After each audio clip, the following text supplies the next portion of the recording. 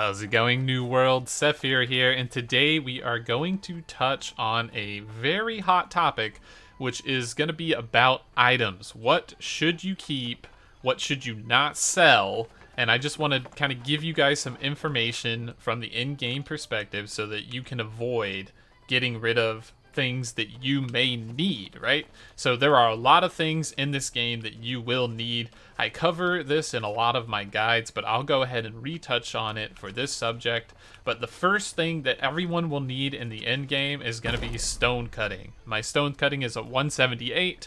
I am level 60 now, and I have been working on this because the reason why you need this is when you scroll down here, you can craft these things called tuning orbs, which allow you to enter the dungeon that you basically will want to be going in the end game, the expeditions, right?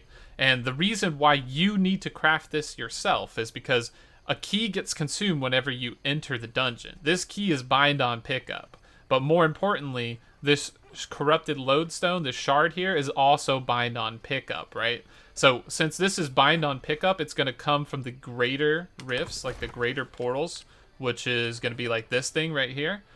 The higher level the portal, the more of these shards you will get, and the amount of them is insane that you need. So just want to let you know why you want stone cutting and why you're going to want a lot of the materials here. As you can see, a single greater portal could give you like 2 slivers, and it takes 5 just to make 1 green. Then it takes 4 greens to make 1 blue, 3 blues to make 1 purple, and 2 purples to make 1 legendary. And in order to enter Lazarus, you need 20 legendaries, right? So no one can help you with this. You have to farm this yourself. So what does that mean? That means that everything in stone cutting you need and you don't want to sell if you plan on doing in-game content. So you need to get to 200 stone cutting in order to do in-game content. It's actually mandatory. It's a requirement. Unless somehow you have a group of friends that are just willing to bring you in and farm all the stuff for you, and they just keep paying for you to enter constantly. Maybe that's possible. So what do you need from there? The first thing we're going to look at is going to be gems. Gems are so important, and you need so much of them because you can level your stone cutting off of like stone bricks and stuff, and then you can get up to lodestone brick and voidstone, but you're going to get choked by this item right here called loamy lodestone. So this is going to be a very important one to keep a lookout for. It comes from Earth Crag. Make sure you do not sell this. Do not sell loamy lodestone. Keep it in your inventory. If you do, sell it for a lot, like a lot of gold. Going on to the gem topic, you're basically going to really want to hit in here all these gems, because this is going to be the best way for you to level up stone cutting. So do not focus on cutting the gems. So there's a category here, it's called cut gems. There's another one called fuse gems. So what you want to do is you want to fuse the lower level gems into higher level gems, and then when you get around the purple level, that's when you want to start cutting them into good things. You could cut a few blue gems and maybe sell them on the market. It's not terrible, but you mainly want to fuse up. So what are you looking at here? Gems. Gems are super important. Every single gem you can get your hand on, but the best gems that you can get that you really want to keep an eye out for, because these are going to be late game gems, is going to be amber, diamond, carnelian, opal, onyx, and malachite. So these are the ones that you want to look at. The other ones are okay, but they do like odd things, like they increase lightning damage or something like that, right? But those are the big gems, right? And there's various reasons for that. They give really good desirable stats, and some of them are for tanks, some of them are for healers, but these are the important things. So do not sell your gems because you're going to regret it. If you do sell your gems, make sure you know what the value of those gems are, because I see a lot of people selling purple gems right now for like 25, 50 gold. That's nothing, and they're so hard to get like later on. So just keep that in mind that you will not get this much. And I've used every single gem that I own, plus like 2 or 3 other people's, plus some of my guild's resources, and I'm at 178 stone cutting, and I'm dead out of gems. I have nothing. I got nothing left. So that's going to tell you how vital that is. And that's going to bring us into our next topic, which is going to be essence or motes. So if you can see here in the low level gems here, it's going to require motes. These are the elemental things that you gather around the world. They come from like dragon glory and all the elemental flowers, all the elemental mining nodes, and also from the elemental animals that I talked about in a previous guide where I said don't pass these up. The little like fire snail and the earth turtle and the spine fish, all of these things you need to pick up because motes are super important for two reasons. Because one, you have to have them for stone cutting, right? It's necessary. You need to have them for stone cutting to level up. So here I need motes. Then I need wisps, which is the upgraded version of motes. So you have to do that at the Arcana table, which I'll show you here in a second. And we might as well just head over there right now, to be honest. But there's the upgraded version of that for green, and then there's also the upgraded version for blue. And there's no way to get those aside from a few purple versions from select mob types. And that select mob type is going to be earth, life, death, and water. And water is very few, and same with the death. It's not easy to get, but the earth and life are pretty easy to get from elemental wolves and elemental bears, so you can definitely do a lot with that. But if we go down here, we can see that you fuse these up by just, 5 of the previous mote makes a green, and then 4 of the previous green mote makes a blue, and then 3 of the previous blue mote makes a purple, right? So these quintessence here, like life and earth, are very common and easy to get. So you could consider selling the purple ones, but the versions like blue and lower are harder to get. So keep those at that rank. And then these other ones like air and stuff like this, you can't obtain these in the game, and fire and things of that nature. There's no like elemental monster that drops it as far as I'm aware so far. So these are really good to get, and you need to level them up because in order to cut the epic gems to get your stone cutting up, you need 125 in Arcana. And as you can see, I have 128 over here. So you're going to need this to progress further in the game. You are hard stuck. You can't create any keys unless you have this up.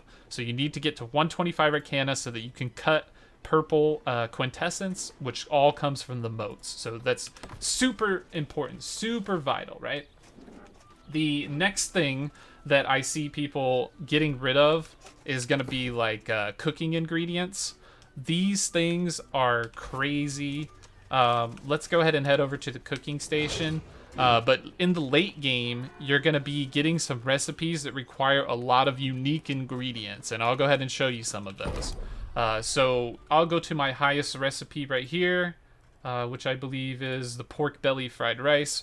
So in order to make this, I need, pork belly, which is a rare material from pigs. In the higher levels, you won't see it, but you will see cooking oil. That's going to come from fishing, which also is going to be a side note we'll talk about. But rice, things like that, onion, garlic, all these come from like treasure chests specific to a region. So they're actually hard to get and gather. And so do not sell these unless you're selling them for like crazy prices, because you're going to run out super fast and you want to make this stuff. Like if you see this food right here gives 24 constitution and 16 intelligence. This is going to be something you're going to want to take to a war, right? You're going to want to take to a hard dungeon because it's going to give you the biggest stat boost. It's 40 stats. So it's like you've gained, what is that? Like, it's like you gain like 10 levels essentially. Like you're 10 levels in stat points advance, which is really crazy.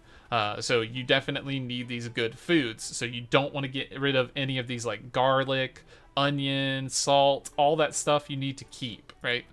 There are some things you can get rid of, like corn is something that you can pick up off the ground. So you can sell these things if you want or use them. And butter is just something you make from like cow's milk. But anything that's got like a region specific thing, like this nutmeg and apple and stuff, like all these things are like stuff that you need to keep because you can't like go somewhere to a tree and pick up apples, right? Like you would think you could, but you can't, sadly. So that's basically unfortunately what it is. So keep that cooking stuff. And then we'll go into fishing as well, because there's two things with fishing. Like first off, for fishing, you need to make fish oil, right? And this is going to be, it's going to make you cooking oil. Let me see if I can find it right here. You need fish oil. So if you get any oil from fish or fillets, it's going to be used in cooking, and it's time consuming to get these materials. So do not sell these for cheap, guys. Do not sell them for cheap.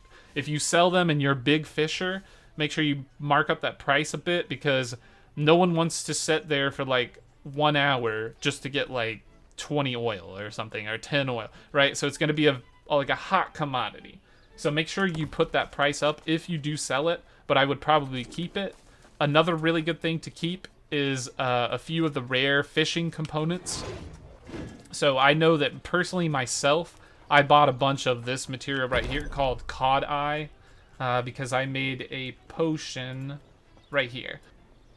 This potion is very good to craft. It's going to be super useful for a lot of the high level portals, like the level 65 portals and above. It gives you major resistance, which will allow you to survive in the area. It will also work very well on the 45 portals, but more importantly, it takes this Cod Eye material. As you can see, the only way to make it would be these other 2 rare flowers, and they are not easy to get at all. Cod Eye, however, you can get about 2 to 3 from a fish when you salvage it. This is cod coming from the ocean specifically. It's kind of a green fish, so it's a little rare, but not as much or not as bad as these other ingredients, right? So this is the way that I leveled up from 100 to like almost 120, 125 was off of this. I bought Cod Eye in the auction house, so I bought it for dirt cheap, like 3 gold, 2 gold, 1 gold a piece. So I know that this stuff is important to keep because I bought it myself, and I bought it from people who did not know that. So I'm guilty of that. I'm sorry, but you know, it's definitely was a good way to level it up. So it's really cheap. You just use a water moat and then you power up from there. So there's a lot of other fishing ingredients like this and high level alchemy pots that will probably be needed at the end. So you would just have to kind of scroll through and see what those are. But odds are, if you get a rare fishing ingredient, it's probably good. So go ahead and keep that one. Some of the green fishing ingredients are also very powerful. So if you are wanting to sell it, make sure you know what it's worth before you sell that thing. And that's going to be the theme with a lot of these things. So just really keep an eye on that to make sure you don't get ripped off. That's going to be really important. So the next set of things that we're going to talk about is Voidmetal, Whisperwood, and Faeiron. So these are like rare materials. Voidmetal, as far as I know, comes from chests, but supposedly comes from iron vein. But I mean, I really don't think so. Same with Faeiron. It does come a lot more common off of rare elemental bears, but it's still hard to get. And Whisperwood is something that comes from trees. I've chopped so many trees, and I have 1. So if that tells you anything, my logging is like, I don't know, 100 and something. Where's it at? 127. I got a single piece of Whisperwood the entire time there. So it's super rare. I know you can get them from chests and things like that too. So hold on to these, but you could sell them because they're not a high-end material. So if you do sell these items, these 3, make sure you sell them for a decent price because they are rare and they power level crafting really hard. They're just not super useful in the end game from what I can see, and maybe that will change later, but you know, that's just my opinion at the moment. So the next set of things that we have is going to be jewel crafting. So this is going to be a subcategory. So like if you plan to level jewel crafting, right? So if you plan to level jewel crafting, you're going to need silver.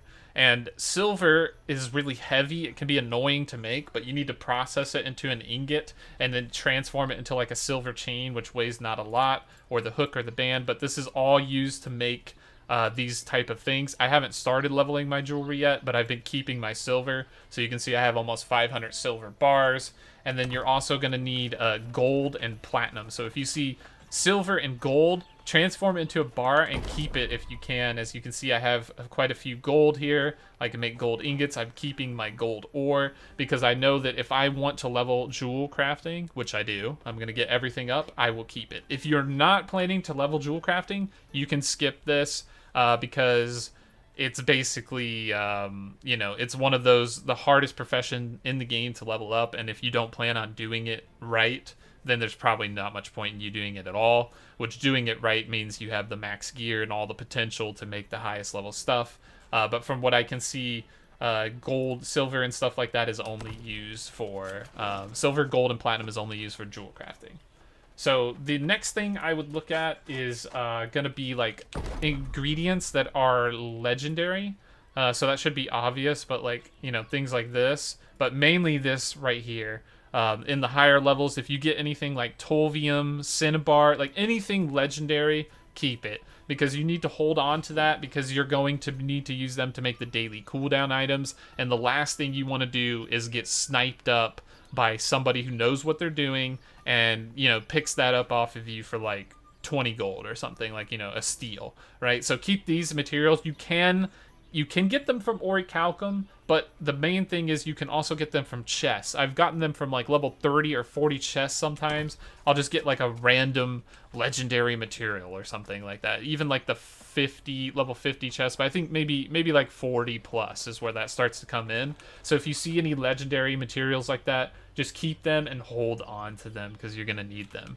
And this is also going to be a good point here, is that if you get something, we're going to talk about like refining agents, right? So this is a big thing right here. You see how this is going, this costs me nothing, but to make steel, I need a flux, right? And there's 3 types of flux. There's the regular kind, there's the green kind, and then there's the blue kind. The blue kind you're going to obtain from like a higher level. So the green kind probably comes in right around level 40, 30, 40, something like that.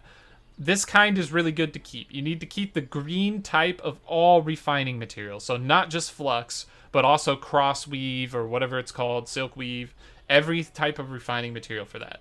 The white one you can get rid of because it's not efficient. So if you do want to sell some of these to make some gold, you can go ahead and do so safely. And the reason why is that if I were to use white flux here and create this steel ingot, I would get pretty much exactly the amount that I create.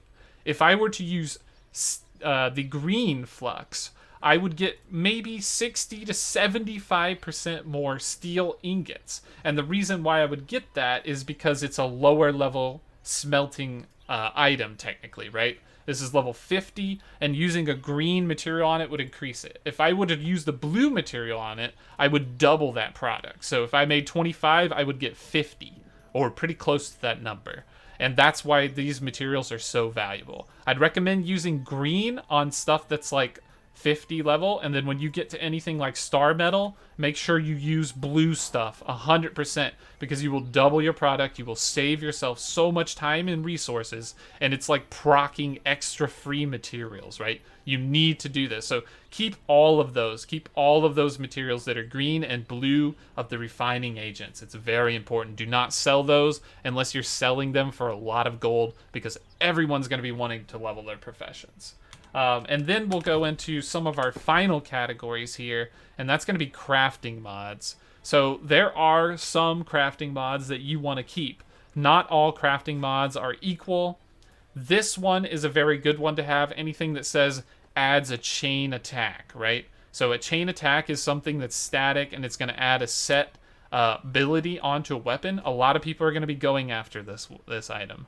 Another one is going to be charms, but this one comes with a caveat that have abilities on them. This one says empowers the fireball impact by 5%. This is the lowest roll I have ever seen, but you can get charms that are higher. I would recommend checking out the New World database website, as you can look up the max value on these perks for the weapon abilities, and you'll be able to see that this fireball can get up to like 35%, right? So I know that this is a garbage one, but I know that if I do get a high percent fireball, then it would be very valuable. So take a look at the number, and odds are if it doesn't say Orichalcum on it or something like that for the charm, it's probably not going to be that good, but you can take a look at it and see just in case if it's a high fireball roll or another skill. So there's tons of other things that increase damage, that add rend effects to values, increase crit, bleed damage, like all types of things. So just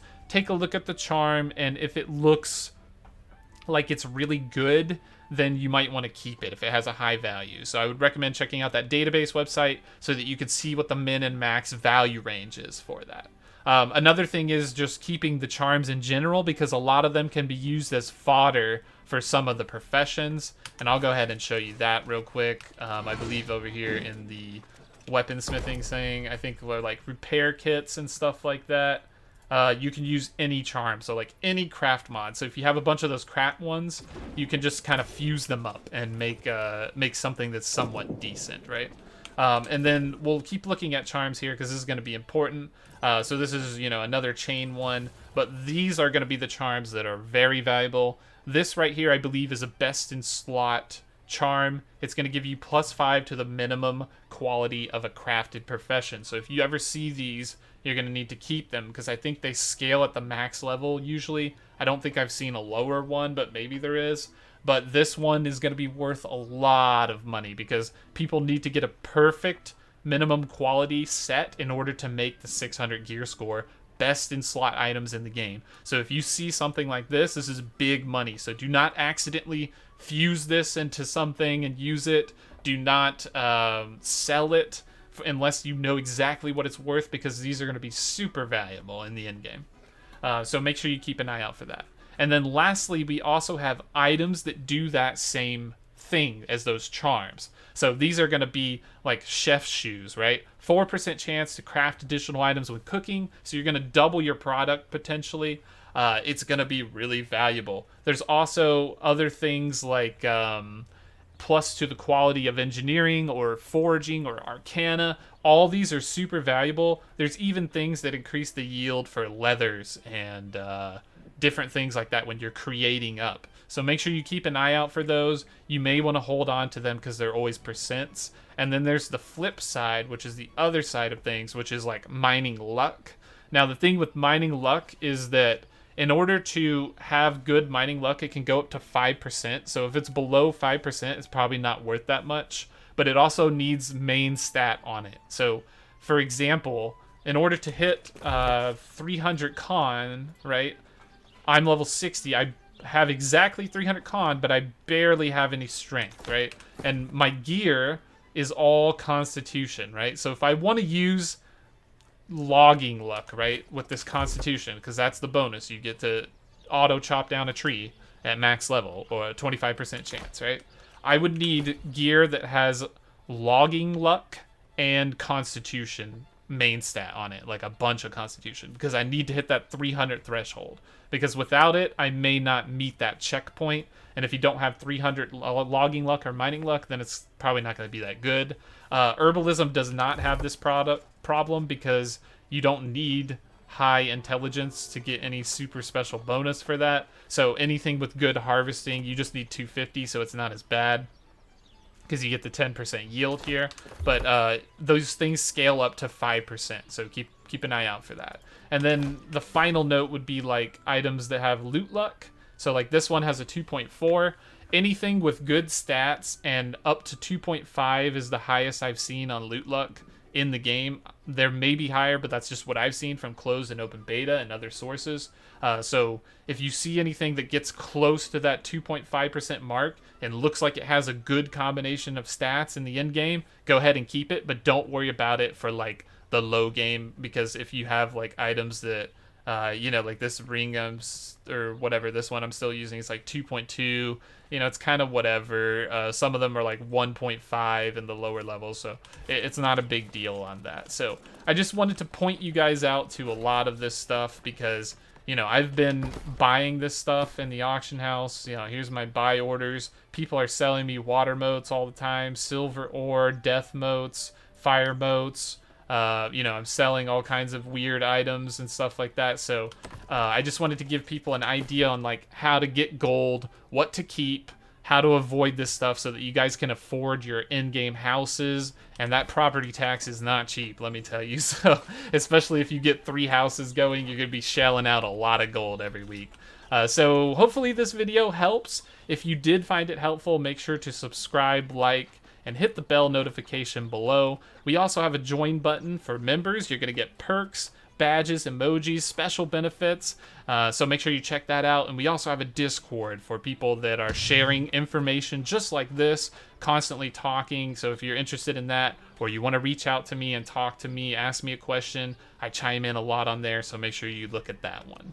Thanks for watching, everyone, and I hope that this helps fill your wallets up with gold and avoids making, you avoid making these mistakes of selling critical materials that you are going to need later on. All right, thanks for watching, and we'll see you in the next video.